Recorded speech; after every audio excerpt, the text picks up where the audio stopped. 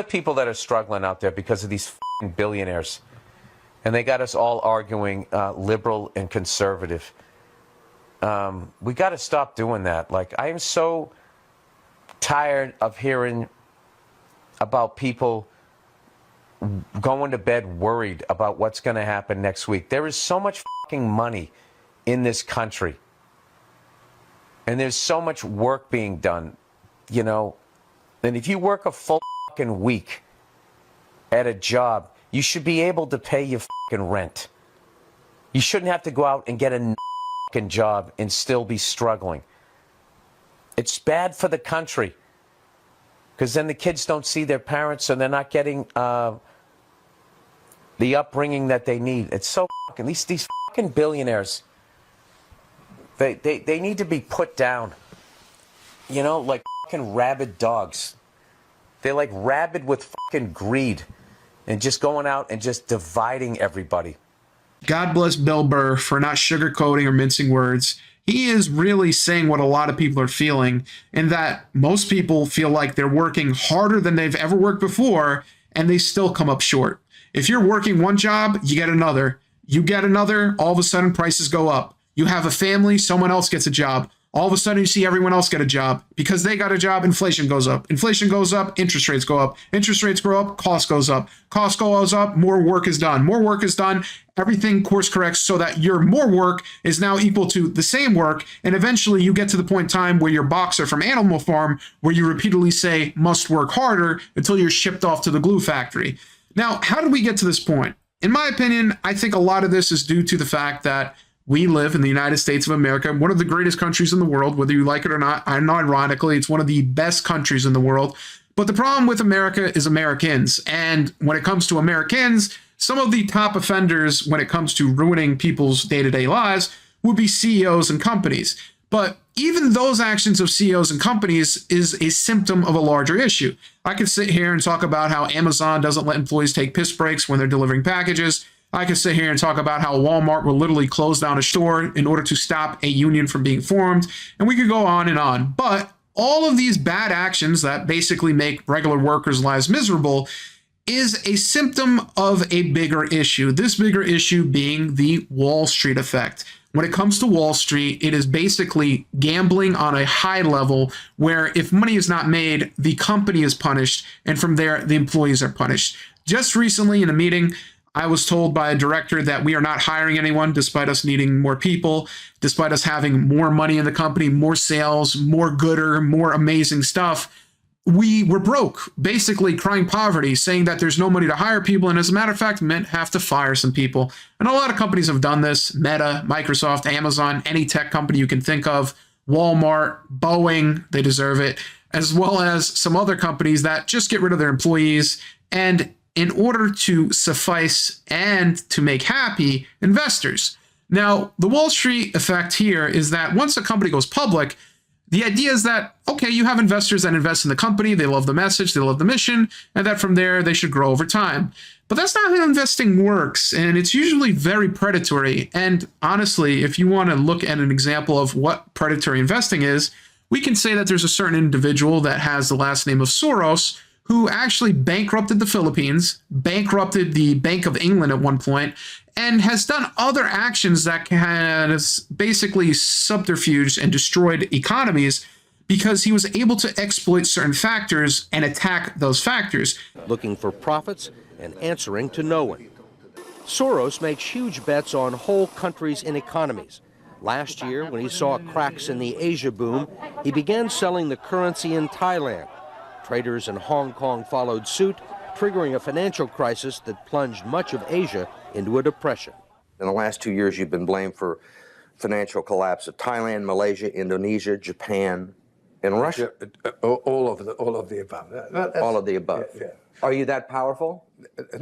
No, I think there's a great misunderstanding. Soros wrote a letter to the Financial Times of London saying he thought the Russian currency should be devalued by as much as 25%. A few words from Soros were enough to cause panic selling that fueled the crash. What's it like to have a statement that you make have such serious, grievous consequences? I mean, It looks to me like in a number of situations, you can take a position against a currency or make a statement, and the whole country falls apart. Well, it's a tremendous sense of responsibility, actually. And it's also a humbling experience because I am actually trying to do the right thing, and sometimes what I do has an unintended negative consequence, as it did in Russia. And this is a very, very serious, deadly symptom of Wall Street. That is, only thing that matters is today. If you're not making money today, you're dead. If you're not making money tomorrow, you're dead. If you made money today and not going to make money tomorrow, then what's the point in investing you today?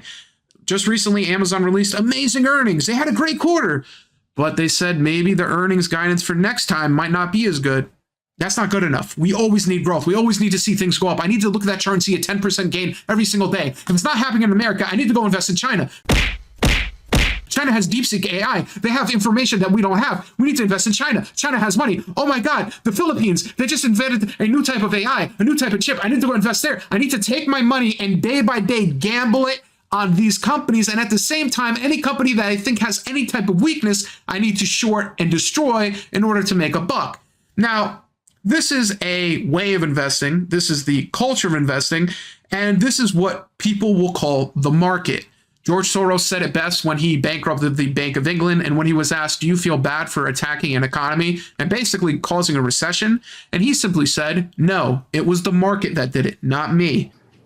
Trying to give him the best advice I could, how to reduce the exposure of South Africa to speculative attack. That's the old stop me before I kill again approach, right? Well, you're telling this is what you can do to stop me. Whether I or somebody else does whatever is happening in the markets, it really doesn't make any difference to the outcome. I don't feel guilty because I'm engaged in an amoral activity which is not meant to have anything to do with guilt. This is an easy way to blame the system, blame the problem on a larger process, than to basically accept that there's a few select people in society that control businesses, control actions.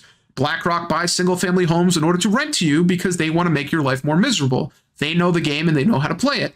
BlackRock invests in companies that do certain things, the way that they behave with their employees. The reason why BlackRock used to invest in companies that had DEI is because they thought it was something that people liked. They thought they would make more money. Now companies are getting rid of DEI, and surprisingly, BlackRock is still investing. It seems like BlackRock doesn't care about DEI if it doesn't make money. No money, no type of humanitarian or ideological push. The problem here is that all of these companies bow down and beg investors to please respect their quarterly earnings. Please, we'll fire our employees. We'll get rid of our offshore people. We'll go ahead and outsource everything to H-1B or AI. We will do anything to get a good quarterly result. All of a sudden, you turn into the crackhead on the corner, begging people to give you some money, and you'll give them a couple burgers if you could just get a good quarterly earning. Now, the problem here is that every company does this. This isn't just a few companies. The only company I can think of that actually treats their employees like human beings is Costco, and not every company is Costco. Now, when it comes to this type of behavior, it's usually done over years. It's usually incrementally increased. And when it comes to labor laws, when it comes to people that are affected by this, it's usually the lowest end of society, the proletariat. Now, I'm not a Marxist, I'm not a communist, and I think the United States of America is unironically one of the greatest countries in the world. But at the same time, you have to admit that the worst thing about America is some select Americans that basically abuse the system and make it a living hell for most people as opposed to a little bit more lively for others. Now, when it comes to these CEOs and the actions that they do, it's usually on the lowest rung of the workforce.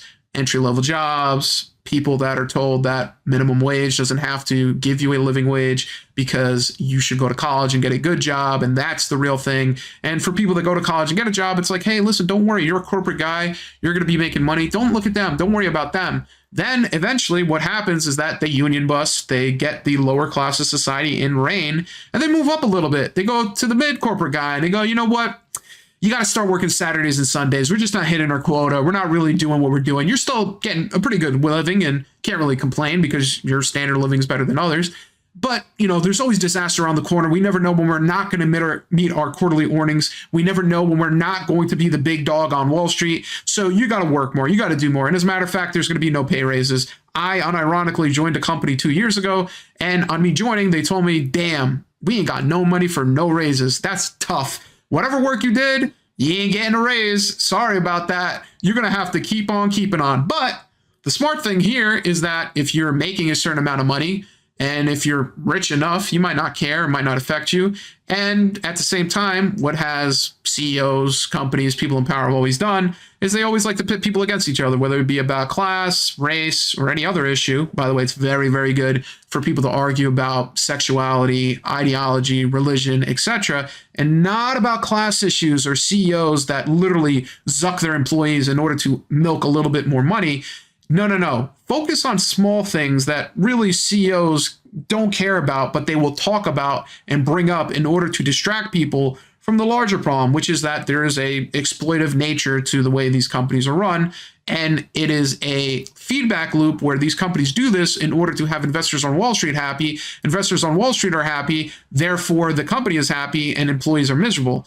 Now, when it comes to solutions, there's not many that I would really even come up with other than the simple solution to identify it, to say that these companies abuse employees at large in order to basically make these investors happy. Why is it that these investors are, miserable? They're miserable because they need to make X% every day, because if they don't, they're irrelevant. They're like every other employee in every other company. You are now dead weight and you don't exist. But unironically, a good point was made recently by Sam Hyde, who was talking about the issues of H-1B visas and the issues of outsourcing work, and talking about how people compare the United States of America to China and saying that, oh my God, China's economy is so amazing. China's economy is literally blazing fast. China's economy is growing at an accelerated rate. Competing with China in what sense? GDP? Making a number go up? Having software companies that are valued more highly? Competing with China in what sense? And at what cost? If the cost is making America look like Calcutta, that's not worth it. That's not a price that we're willing to pay. And then he made the blunt assertion that is very true. China is a dictatorship. China does not allow its employees to, never mind employees, doesn't allow its citizens to play video games for a certain amount of time, doesn't allow them to relax for a certain amount of time, doesn't allow them to practice their religion. They go to concentration camps or re-education camps. You must think like China in order to be in China.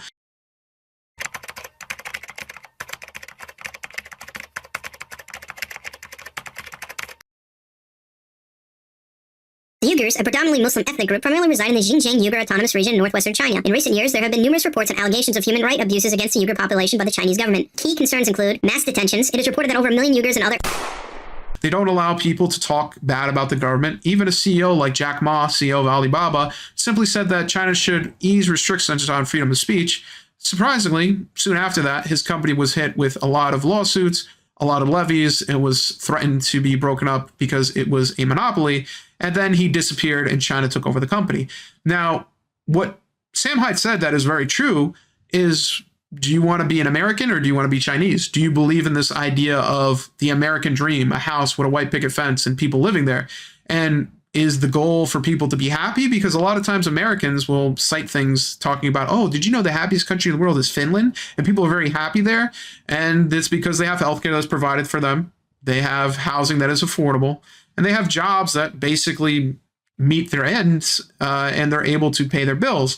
And more, this meme of Europores is starting to fade away because Americans have to pay for their own healthcare. Americans have to pay for taxes that go to foreign countries. Americans have to work harder in order to beat other countries and other economies. And what do you mean by beat? What exactly do you get for working harder? A pat on the back? A cookie? What do you get for getting that? A little bit of peanuts to just keep you happy? In all reality, most things in this country are extremely expensive, comparatively speaking, to other countries when it comes to income. And the sad thing is that this country has a lot of money. And this isn't to say that there should be a 100% tax on billionaires. although it personally wouldn't bother me to see Elon Musk cry on Twitter about it. It's an issue of this culture of investors abusing companies, companies abusing employees, employees then basically being wrung dry. And from there, we rinse, wash, and repeat in order to satisfy this Wall Street culture. Now, what can help with this? Well, I think one thing would be that certain things that exist should be a government asset as opposed to a public asset. Healthcare is one of them. Whether you like it or not, I think that healthcare should be something that is pushed by the government in order to ensure that every citizen has a bare minimum healthcare plan. Now, there's a threat of this becoming Canada. Oh my God, Canada. Everyone has free healthcare in Canada. Do you know how long it takes to go to the hospital? Because everyone has free healthcare? So your argument is that there's a lot of Americans. Your argument is that there's not enough doctors, and that systematically some Americans just shouldn't get healthcare.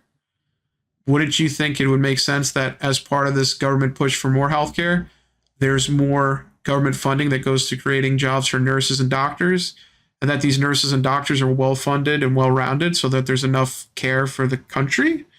Or would you rather $50 billion to a certain country in the Middle East and another $30 billion to a certain country in Eastern Europe? That's the thing. There's money for this. It's just that people that vote don't push their elected officials to do this. You can say what you want about the United States of America, but it's a Republican democracy. It was written into the Constitution that if people want something, it'll happen.